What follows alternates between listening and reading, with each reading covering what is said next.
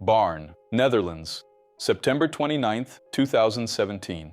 It was a cold and ordinary afternoon. In the safety of her routine, a young woman enjoyed the freedom of a bike ride. She knew the region well and cycled through the trails of the Dutch forests. Anne Faber, 25 years old, was happy and enjoying the day before returning home. While cycling, Anne exchanged messages with her boyfriend, but at 6:50 p.m., everything stopped. She sent a selfie, a simple record, but the last proof of life. After that, absolute silence. Hours passed and the silence began to worry everyone. The family tried to contact her, calling repeatedly, but only voicemail answered. What should have been just a delay turned into a nightmare. Desperate, Anne's parents began a search on their own that would sweep through the entire region. But when they arrived at the forest, they found Anne's bicycle leaning against a tree, perfectly positioned. The bicycle was there, but Anne had disappeared. Before continuing with the case, we need to go back in time to better understand this story.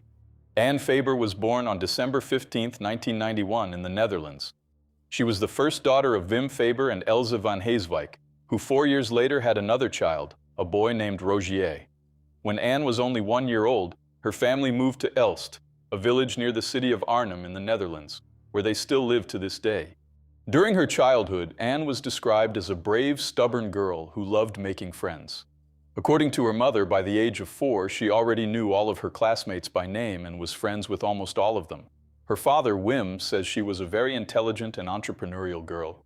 According to him, the young woman showed herself to be a curious and interested student who completed extra school assignments simply because she found them interesting, even if they were not graded. After finishing high school, Anne received a scholarship to a university in the city of Amsterdam, but decided to reject the offer in order to pursue a career in business administration.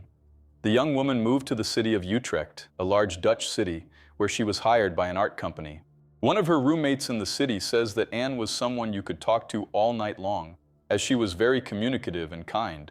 At the company where she worked, Anne dedicated herself completely and gave everything she had. Because of that, she quickly rose through the ranks until she was promoted to the position of director. Anne dreamed of building a large company focused on the art world. Her plan was, over time, to create her own business capable of introducing new artists and giving them the resources necessary to succeed in their careers. To relieve some of the pressure of corporate life, Anne used to ride her bicycle to escape the chaos and breathe fresh air. It was something she did frequently, a simple, common, and seemingly harmless habit. But in September 2017, one of those rides would end in a way that would shock the entire country. On the evening of September 29th, the young woman was taking one of those routine bike rides. She had planned a route that passed through places such as Lage Vuursche, Barn, Soest, and Den Dolder, most of them small villages with large green areas and dirt trails. Her first stop was in Soest, a small city famous for its forests and also widely used as a training ground for the Dutch armed forces. Later, the young woman also stopped in Den Dolder, a small village with several shops, restaurants, and cafes. She rode around the area and continued her trip, passing through the village of Barn. At that moment, heavy rain began to fall, forcing her to look for temporary shelter. At that moment, Anne probably believed she was simply waiting for the rain to stop before continuing her route normally, but that stop would end up becoming one of the last known records of her alive. It was 6:50 p.m. when Anne took advantage of the stop to take a selfie with her phone and send it to her boyfriend. Later investigations used that image in a highly technical and detailed way. Through the analysis of the angle of the light and the reflection of the raindrops on the screen, police experts were able to confirm that she was exactly at the Soestdijk hunting lodge. That detail was crucial in allowing the police to narrow down the initial search area within a much more precise perimeter. That message ended up being the young woman's last communication, after which she disappeared completely. In the following hours, the silence began to worry the people closest to her. And quickly, what seemed like just a normal delay began turning into an alarming disappearance. When Anne's parents realized she had not returned home that same night, they became desperate and asked all of the young woman's family and friends for help searching for her, even before contacting the police. Several relatives, friends, and acquaintances organized an intense civilian search that would last for almost 2 weeks. On the very first day of the mobilization, Anne's bicycle was found perfectly leaning against a tree. That specific detail was the first major red flag for investigators, as the scene appeared to have been artificially staged to suggest that she had entered the forest voluntarily, raising suspicions of third-party involvement. After 2 full days of desperate and unsuccessful searches, the young woman's family decided to officially report her disappearance and notified the police, who immediately took over the case. From that moment on, a major police operation was launched, with around 65 field officers searching every possible place where the young woman could be. Both officers and civilians involved in the searches created various strategies and routes. On the 4th day after the disappearance, in the middle of the forest searches, the jacket Anne had been wearing while cycling was found. Just 2 days after that discovery, officers and civilians also found her backpack and other leaf-covered areas where the young woman's belongings had been hidden. Even with all of those discoveries, there was still no concrete clue about who could have done such a thing. But that would change very quickly. All of the recovered items were immediately sent for forensic examination in search of clues. A little over a week after the disappearance, the Netherlands Forensic Institute determined that the Anne's jacket contained DNA material matching the profile of a man named Michael Panhuis. But who is Michael Panhuis? The answer to that question would leave both investigators and a large part of the Dutch population deeply outraged. Michael Panhuis was born in 1988 and was 29 years old at the time of the events. He was originally from the city of Zeewolde, a town with just over 20,000 inhabitants, also in the Netherlands. The man had his DNA registered in the police database due to previous convictions.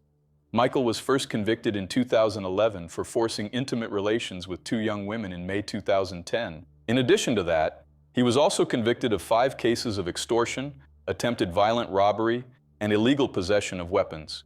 He was still serving part of his sentence in a psychiatric clinic under the TBS regime when he became a suspect in Anne's case. As investigators began to analyze Michael's life more deeply, an absurd sequence of institutional failures began to come to light. Reports from the Aventurijn clinic located in Den Dolder revealed shocking institutional failures after the crime. Michael lived practically like a free man, maintained a romantic relationship with an employee, and freely consumed hard drugs such as cocaine and Ritalin inside the institution itself. According to some online discussions and unofficial sources, Michael may also have impregnated a woman connected to the clinic. However, that information was never officially confirmed by authorities or included in the formal investigation findings. Clinic workers reported that only a few days after Anne's disappearance, Michael was seen running through the institution's gardens carrying knives and screaming that he was being chased by ninjas. Despite this erratic and dangerous behavior, those warnings were absurdly ignored by the clinic's management. On October 9, 2017, with the DNA results in hand, police arrested Michael on suspicion of involvement in Anne's disappearance. With the arrest, it was expected that progress would finally be made in the case, since nothing besides personal belongings had been found even after several days of searching. But the pressure on Michael increased with every passing hour. Investigators interrogated the man for an entire day, but he refused to say anything. After hours of silence, he finally decided to speak. On October 11th, after being pressured by police officers, he eventually confessed to the crime and admitted to taking Anne's life. After the confession, Michael guided the police to Anne's body 2 weeks after her disappearance. She was buried in Oosterwolde, a Dutch nature reserve. The body was recovered and sent for forensic examination, which confirmed her identity. With the discovery of the body, investigators finally began to understand the extent of the violence Anne had suffered. According to forensic analysis, the attacker acted with extreme violence during the crime. The young woman had several severe injuries and multiple bruises across her body that had been inflicted while she was still alive. In addition, there were signs of non-consensual acts. After recovering the body, police tried to understand exactly how the crime had happened.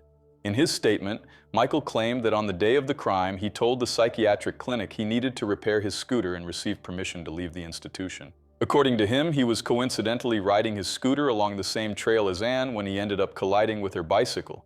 The young woman supposedly became angry and threatened to call the police, which caused him to panic since his vehicle's documents were not up to date. For a brief moment, Michael tried to make everything seem like the result of an impulsive and accidental situation. It was a convenient version designed to turn a brutal attack into a mere traffic accident. But forensic experts did not believe that story. However, the technical forensic examination strongly challenged Michael's accidental version. Detailed inspections of Anne's bicycle revealed no damage or marks compatible with a traffic collision.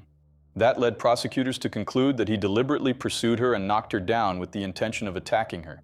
He then decided to take her cell phone and broke it shortly afterward. In his confession, he detailed how he threw Anne's iPhone into a nearby canal, which is why the device was never recovered by police. After that, he forced her onto a path inside the forest where he assaulted her. While they were still inside the forest, Anne reportedly noticed a cyclist passing through the area and quickly screamed for help, but Michael allegedly became enraged and decided to silence her by taking her life. Afterward, he said he dragged the young woman's body back to the trail and tied it to the back of his scooter, heading toward a more remote area where he initially buried her beneath some leaves before digging a shallow grave in the sand to bury her permanently. On the way back, he claimed he scattered the victim's belongings throughout different parts of the region, hiding them among the vegetation. The following day, Michael claimed he changed his mind and decided to bury Anne's body in a more inaccessible location. He then borrowed his mother's car, drove to the municipality of Zeewold, his hometown, and dug a medium-sized grave inside the forest. Afterward, he returned to where the body was, dug it up, and transported it to the new grave. There, he cleaned the body with chlorine and then buried it once again. In the end, he thoroughly washed the car and returned home. A complete reconstruction of the crime was carried out, beginning from the moment Michael left the clinic to refuel his scooter. It was proven that he was carrying a knife, screwdrivers, pliers, and a screw. His lawyers claimed those objects were supposedly intended to be sold in the city, but prosecutors believed they had been deliberately chosen beforehand with the intention of committing a crime. A crucial detail highlighted by the prosecution to demonstrate criminal intent was the fact that Michael turned off his own cell phone before beginning the attack. According to prosecutors, this was a clear tactic to avoid being tracked through GPS signals or cell phone towers during the crime, reinforcing the theory of premeditation. Police conducted additional searches but were unable to recover the phone or some of the accessories Anne had been wearing on the day of the crime. When questioned, Michael claimed he did not know what had happened to those items. The case generated enormous public outrage because Michael was a convicted violent offender who was freely walking the streets. At the time of the crime, he was still serving the final part of his sentence in a psychiatric institution, yet he was frequently allowed to leave without supervision. As these details became public, outrage throughout the Netherlands grew rapidly. Michael had been transferred from prison to the clinic where he was undergoing treatment. According to reports, he had a great deal of freedom and moved around outside the institution without any kind of supervision. Furthermore, no one properly evaluated Michael's mental health condition or the risks he potentially posed to society. Protesters emphasized that the criminal lived practically like a free man inside the clinic. In theory, convicted criminals like Michael are required to receive constant supervision whenever they are in public areas in the Netherlands. However, because Michael had the legal right not to disclose his crimes to the clinic, he ultimately exploited that loophole to hide his violent offenses. The case sparked not only shock and outrage, but also intense public debate. As the days passed, the population began questioning how a man with such a violent history had managed to move freely through the streets. The case led people to point to a possible failure within the country's judicial system. Public pressure and political scrutiny over those failures became so intense that the Dutch Minister of Justice and the State Secretary for Justice ultimately resigned from their positions. Official reports later confirmed the systematic negligence that had allowed Michael to be free that day. Months later, all of these issues would officially be brought before the courts. On June 11, 2018, the trial of Michael Panhuis began and lasted 2 days before concluding. Prosecutors stated they were unwilling to seek a life sentence for the defendant, fearing that doing so could eventually allow him to obtain parole and leave prison after 25 years without undergoing any treatment. Prosecutors also worked hard to convince the jury that the crime had been premeditated rather than a random event involving someone simply passing through the area. They pointed out that the man had already been convicted of crimes of the same nature in the past, and that the punishment he previously received had not been enough to stop him. Michael's lawyers, on the other hand, argued that he acted purely out of impulse and desperation. In his testimony, the man claimed he only decided to commit the crime after the victim screamed for help to the cyclist passing through the region. According to the criminal, his intention was to release her after assaulting her. However, after the screams, the two entered into a physical struggle, and in order to keep her silent, Michael took Anne's life. The man also claimed he was out of his mind at the time of the crime. He said he was under the influence of around 15 Ritalin pills, which he consumed daily.